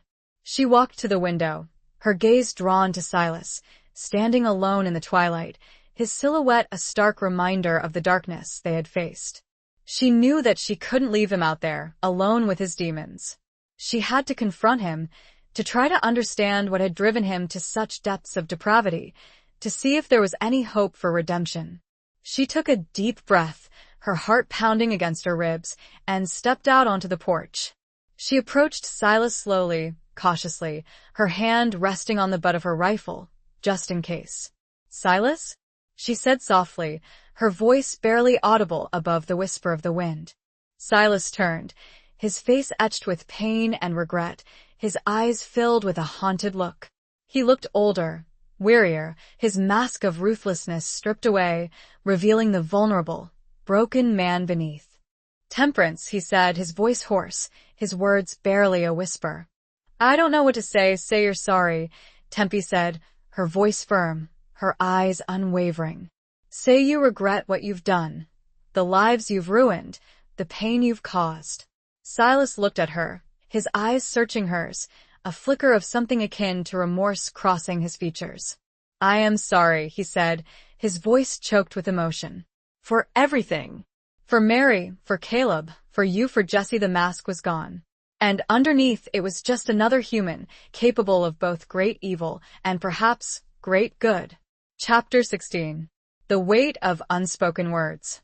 A heavy silence followed Silas's confession, the unspoken words hanging in the air like a shroud. The weight of his remorse, the burden of his guilt, was palpable, a tangible force that pressed down on them both. Tempe studied him, searching his face for any sign of deception, any hint of the ruthless outlaw he had once been. But all she saw was a broken man, stripped of his power, his pride, his illusions. The mask of cruelty had been shattered, revealing the vulnerable, flawed human being beneath. He looked older, wearier, his eyes filled with a deep, abiding sadness. "What happens now, Silas?" Tempe asked softly, her voice breaking the silence, her words laced with a mixture of pity and uncertainty. Silas shrugged, his shoulders slumping, his gaze fixed on the ground. "I don't know," he said, his voice hoarse, his words barely a whisper. "I suppose I face the consequences of my actions." "The law?" Tempe asked, her voice hesitant, knowing that the law in this territory was often as corrupt and brutal as the outlaws it pursued. Silas nodded, a bitter smile playing on his lips. "Sheriff Thompson will be delighted," he said, his voice laced with sarcasm.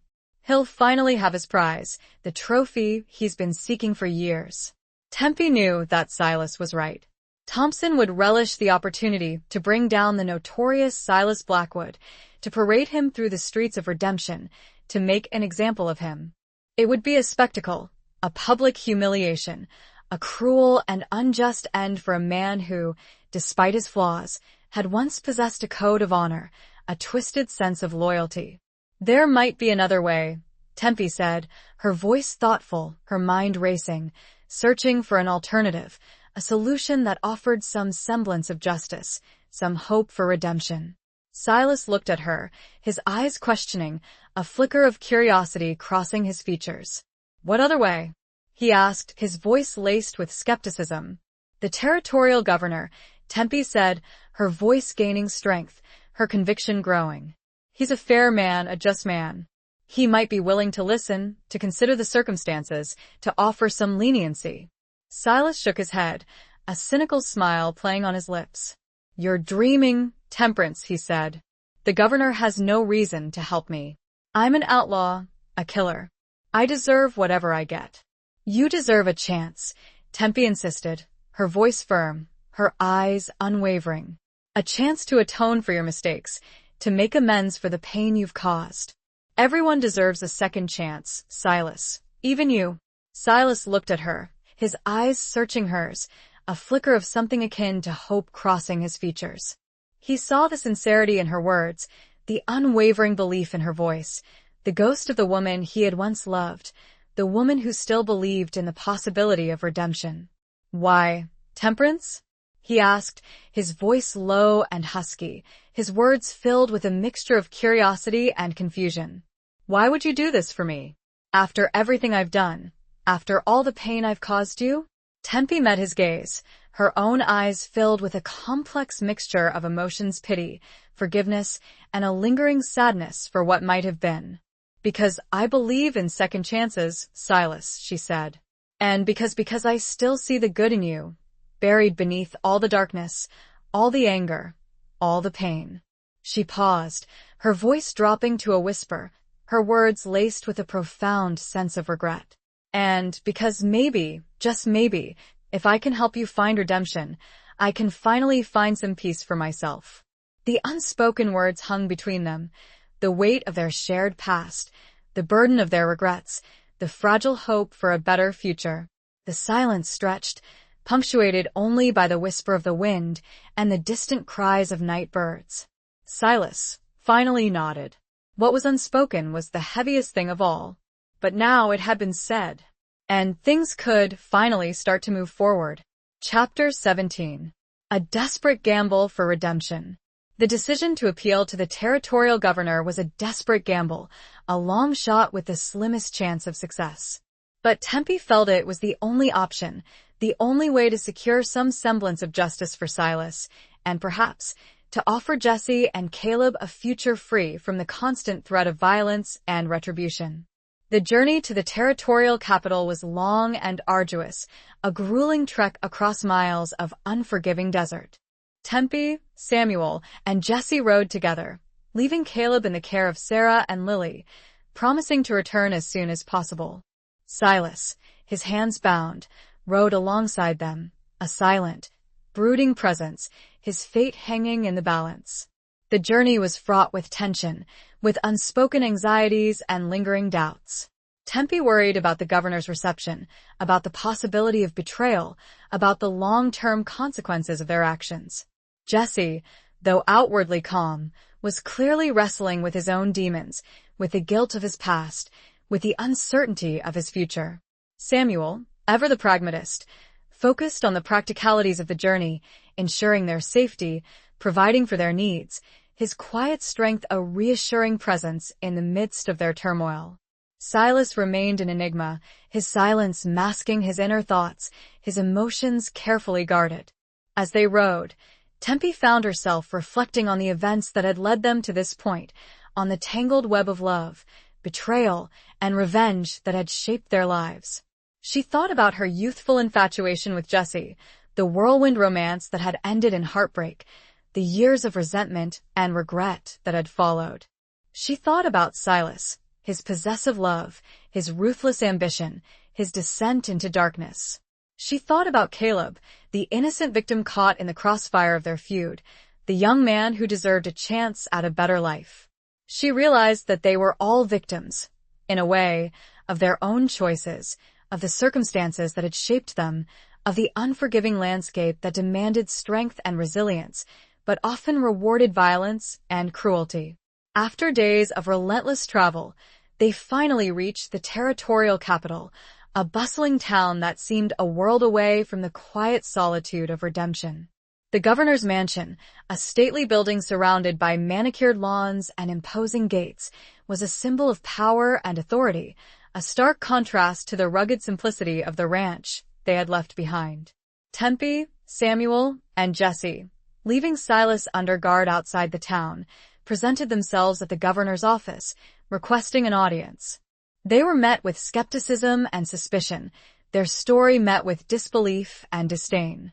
The governor's aide, a pompous, officious man, was reluctant to grant their request, dismissing them as troublemakers, as allies of the notorious outlaw Silas Blackwood. But Tempe persisted, her determination unwavering, her voice filled with a quiet dignity that commanded respect. She pleaded their case, explaining the circumstances, revealing the complexities of the situation, appealing to the governor's sense of justice and compassion. Finally, after what seemed like an eternity, the aide relented, grudgingly agreeing to grant them a brief audience with the governor. They were ushered into a lavishly decorated office, where Governor Thornton, a stern-looking man with a reputation for fairness, sat behind a massive oak desk. Tempe, taking the lead, presented their case, her voice clear and steady, her eyes meeting the governor's gaze with unwavering honesty. She told him everything, holding nothing back, revealing the full extent of Silas's crimes, but also highlighting his remorse, his willingness to accept responsibility for his actions. She spoke of Jesse's sacrifice, of his desperate attempt to protect his son, of his willingness to risk everything to break the cycle of violence. She spoke of Caleb, the innocent victim caught in the crossfire, the young man who deserved a chance at a future free from fear and retribution. The governor listened intently, his face impassive, his eyes betraying nothing of his thoughts.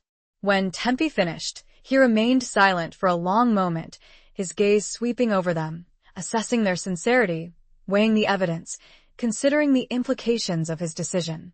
"This is a most unusual request," he said finally, his voice deep and resonant. "You are asking me to show leniency to a notorious outlaw, a man who has terrorized this territory for years." "I am asking you to show justice, Governor," Tempe replied, her voice firm. "To consider the circumstances, to recognize the possibility of redemption, to offer a chance for a better future." The governor nodded, his eyes fixed on Tempe, a flicker of respect crossing his features. "I will consider your request," he said, "but I make no promises. The law is the law, and justice must be served." He dismissed them, ordering them to return the following day for his decision. The waiting was agonizing, the uncertainty unbearable. They spent the night in a small, dingy hotel, their sleep fitful, their dreams haunted by the specter of failure. It was a gamble. But what else was there to do? Chapter 18. Blood on the horizon. The following day dawned bright and clear, the sun shining with an almost mocking indifference to the turmoil churning within Tempe, Jesse, and Samuel. They returned to the governor's mansion, their hearts pounding with a mixture of hope and dread, their fate hanging in the balance. They were ushered back into the governor's office, where Governor Thornton sat behind his desk, his face stern and unreadable. He held a sheaf of papers in his hand, the official documents that would seal Silas's fate, for better or for worse. "I have considered your request," the governor said, his voice deep and resonant, his words echoing through the silent room. "And I have reached a decision." Tempe, Jesse, and Samuel held their breath, their bodies tense, their eyes fixed on the governor's face, searching for any hint of his intentions. The silence stretched, agonizing and unbearable, each second feeling like an eternity.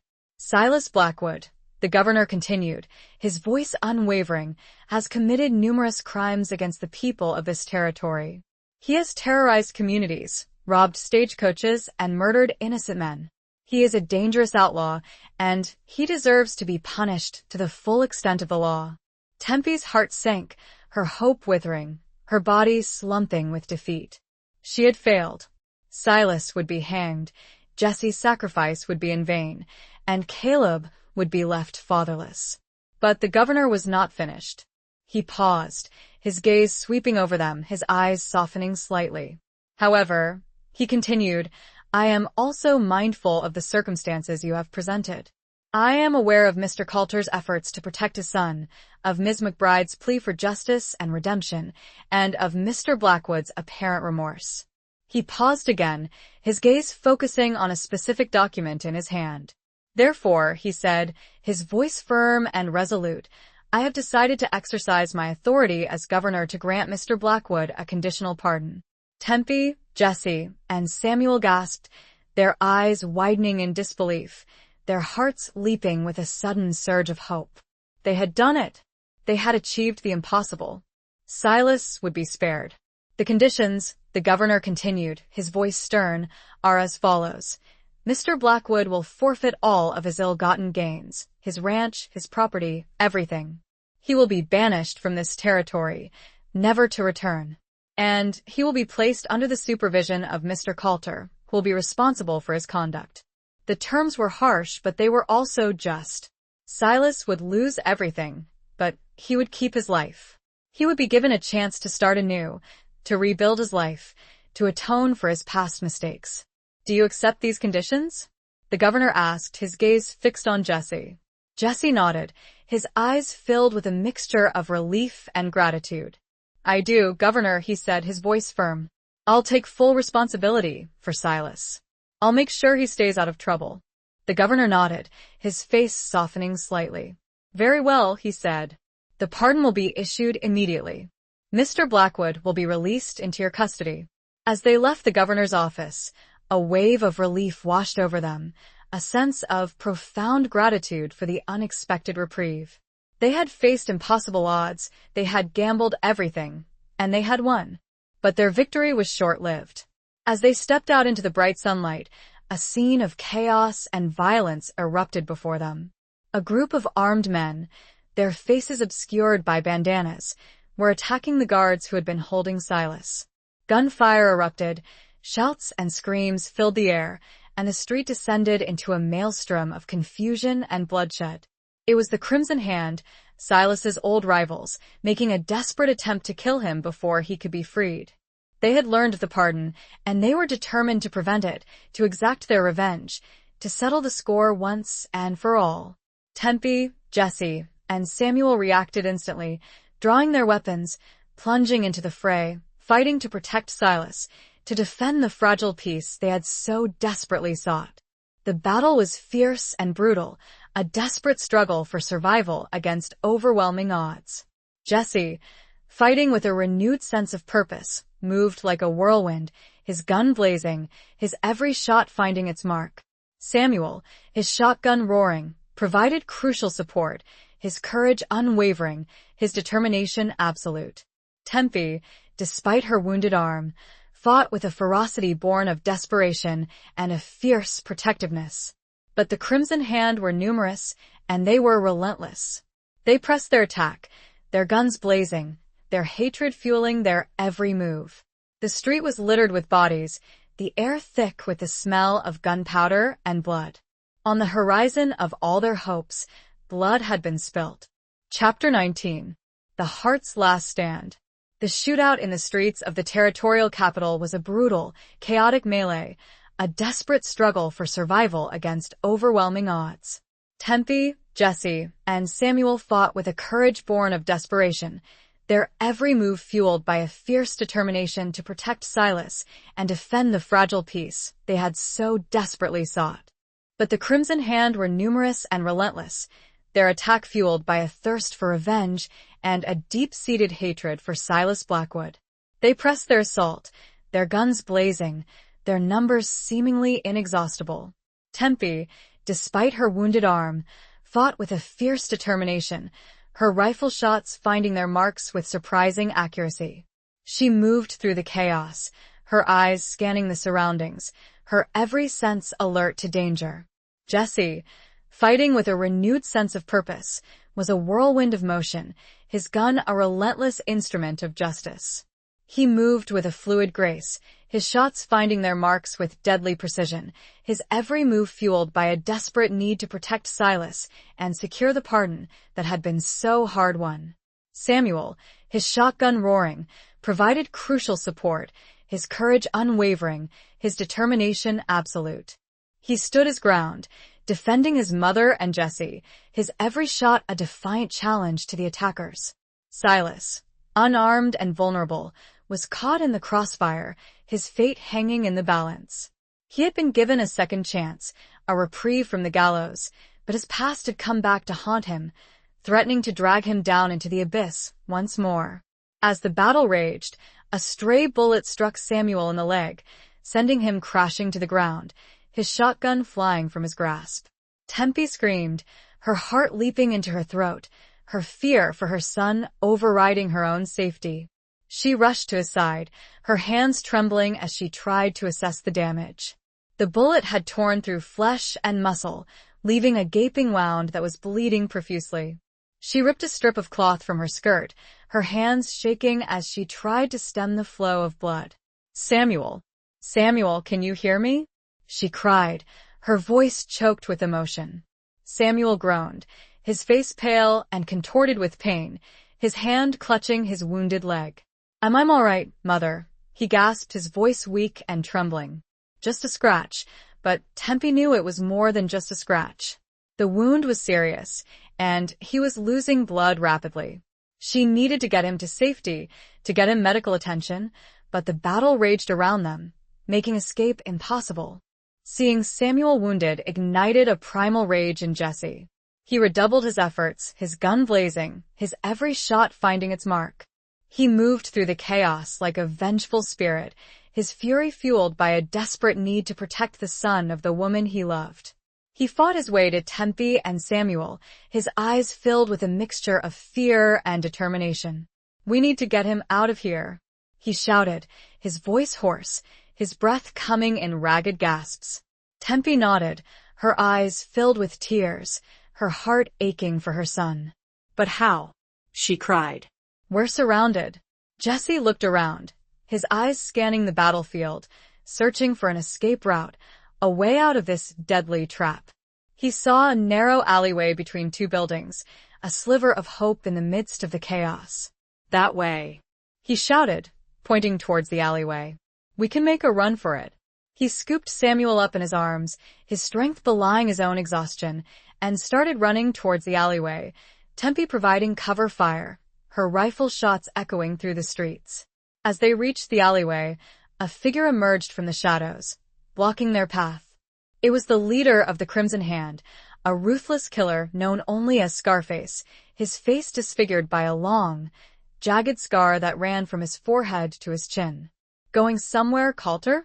Scarface sneered, his voice a gravelly growl, his gun drawn and aimed directly at Jesse. Jesse stopped, his body shielding Samuel from the imminent threat, his eyes meeting Scarface's with a steely resolve. He knew that this was it, the final showdown, the moment of truth. It was the heart's last stand. Chapter 20. The final confrontation of hearts and horizons. The alleyway was a narrow, claustrophobic space, the walls closing in on them, trapping them in a deadly confrontation. Jesse, holding Samuel in his arms, his body shielding the wounded man from Scarface's drawn gun, was a picture of defiant protectiveness. Tempe, standing beside them, her rifle aimed at Scarface, her finger trembling on the trigger, was a portrait of desperate courage. Scarface, his face a mask of cruel amusement, his eyes glinting with a predatory intensity, savored the moment, the power he held over them, the imminent prospect of revenge. He had waited years for this, for the chance to kill Jesse Coulter and Silas Blackwood, to settle the score once and for all. Well, Coulter, Scarface sneered, his voice a gravelly growl that echoed through the narrow alleyway. Looks like you've run out of luck. And you, old woman, you should have stayed on your ranch. This ain't your fight. This is everyone's fight, Tempe retorted, her voice firm, her eyes unwavering, her fear masked by a fierce determination. It's a fight against hatred, against violence, against the endless cycle of revenge that has plagued this territory for too long. Scarface laughed, a harsh, mirthless sound that sent shivers down Tempe's spine. You're a fool, old woman, he said. There's no escaping the past. There's no stopping the bloodshed. It's in our blood. It's in the land. It's the way things are. It doesn't have to be, Jesse said, his voice low and steady, his eyes fixed on Scarface's, his body tense, ready to spring into action. We can choose a different path. We can break the cycle. We can build a better future. Scarface scoffed, his grip tightening on his gun. You're dreaming, Coulter, he said. There's no future for you, for any of us. Only death. And I'm here to deliver it. He raised his gun, his finger tightening on the trigger, his eyes filled with a cold, deadly intent. Tempe raised her rifle, her finger trembling on the trigger, ready to fire, to defend Jesse and Samuel, even if it meant sacrificing her own life. Suddenly, a shot rang out, but it didn't come from Scarface's gun, nor from Tempe's rifle. It came from behind them, from the entrance to the alleyway. Scarface gasped, his eyes widening in surprise, his body jerking violently. He staggered backward, his gun slipping from his grasp, his hand clutching at his chest, where a crimson stain was spreading rapidly. He collapsed to the ground, his body convulsing, his eyes staring up at the sky, his life ebbing away. Standing at the entrance to the alleyway, his arm outstretched, a smoking pistol in his hand, was Silas Blackwood. He had somehow escaped his captors during the initial attack, had retrieved a weapon, and had followed them, tracking them through the chaotic streets. He had arrived just in time, saving their lives, repaying the debt he owed them, redeeming himself in a final act of courage and selflessness. Jesse and Tempe stared at Silas, their eyes filled with a mixture of shock, disbelief, and gratitude. He had saved them, he had risked his own life to protect them, he had finally chosen the right path. Silas looked at them, his eyes filled with a mixture of remorse and a quiet dignity. I told you, he said, his voice hoarse, his words barely a whisper. I owed you one. He then turned his gaze onto Scarface. His eyes were those of a man making his peace. He looked up to the sky, and in a soft voice, started to say, Forgive me, but before he could finish his sentence, 3 more shots from the street. Silas fell. The crimson hand were not yet done. Jesse roared. Tempe screamed. Samuel cried. Jesse put Samuel down. He grabbed Silas's dropped pistol. He fired. He fired again. And again. Crimson Hand members fell. Soon, the street was quiet again. Jesse stood among them all, breathing hard. It was Tempe who moved first. She knelt by Silas. He was still breathing. Barely. Why, Silas? She asked, tears down her face now. Silas looked up at her. There was blood in his mouth, but still, A smile was on his lips. Because he coughed. I owed more than one. Those were his last words. The sun was setting. The final confrontation of hearts and of the horizon's promise had come. And not all had survived. Epilogue. The weeks that followed were a blur of healing, grieving, and rebuilding. Samuel's leg wound, though serious, eventually healed, thanks to Tempe's tireless care and the timely arrival of a doctor from a neighboring town. Caleb, his shoulder mended, stayed on at the ranch, finding a purpose and a sense of belonging he had never known before. Jesse, his name cleared by the governor's pardon and his heroic actions during the shootout, was finally free from the shadow of his past. He divided his time between helping Samuel and Tempe on the ranch and visiting Silas's grave, a simple wooden cross marking the final resting place of the man who had been both his friend and his enemy. Tempe, her own wounds, both physical and emotional, slowly healing, found a measure of peace she had not known for years. The violence had ended, the cycle of revenge broken, and a fragile hope for the future had been born. The ranch, scarred by the battle, was slowly restored to its former tranquility. The bullet holes were patched, the broken windows replaced, the bloodstains scrubbed away. But the memories of that fateful day lingered, a constant reminder of the price of freedom, the cost of hatred, and the enduring power of love and forgiveness. One evening, as the sun set over the vast expanse of the Arizona desert, casting long shadows across the land, Tempe and Jesse stood together on the porch, watching the fiery spectacle unfold. The sky was ablaze with color, a breathtaking panorama of red, orange, and gold, a symbol of hope and renewal. "It's beautiful, isn't it?" Tempe said softly, her voice filled with a quiet contentment. Jesse nodded, his arms slipping around her waist, his touch gentle and familiar. "It is," he said, his gaze fixed on the horizon. "But not as beautiful as you." Tempe turned to him, her eyes meeting his, a flicker of the old spark rekindled. The years had weathered them, had etched lines on their faces and silver in their hair, but the love that had once burned so brightly between them had never truly been extinguished. It had smoldered beneath the surface, waiting for the right moment to ignite once more. "Jesse," Tempe said, her voice hesitant, her heart pounding with a mixture of trepidation and longing. "What now? What happens to us?" Jesse smiled, a slow, tender smile that reached his eyes, erasing the years of hardship and regret. He reached out, his hand cupping her cheek, his thumb gently caressing her skin. "We rebuild," he said, his voice low and husky. "We heal. We forgive. And we love. We take it one day at a time, Tempe. We build a new life, together. Here, on this land, with our family." Tempe leaned into his touch, her eyes filling with tears, tears of joy, of relief, of gratitude. She had waited a lifetime for this moment, for this chance at happiness, for this promise of a future free from the shadows of the past. "Together?" she whispered, her voice choked with emotion. "Together," Jesse confirmed, his voice firm, his eyes filled with a love that had endured the test of time, a love that had survived betrayal, loss, and violence, a love that was stronger, deeper, more profound than ever before.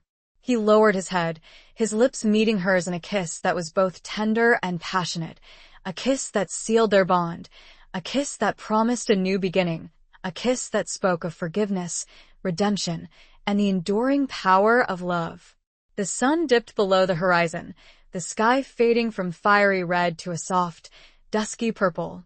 The stars began to appear, twinkling like diamonds scattered across the vast expanse of the night sky. And as Tempe and Jesse stood together, silhouetted against the fading light, they knew that they had finally found their way home, to each other, to a future filled with hope, with love, and with the promise of a new dawn. The outlaws' reckoning was over. Theirs had just begun. The end.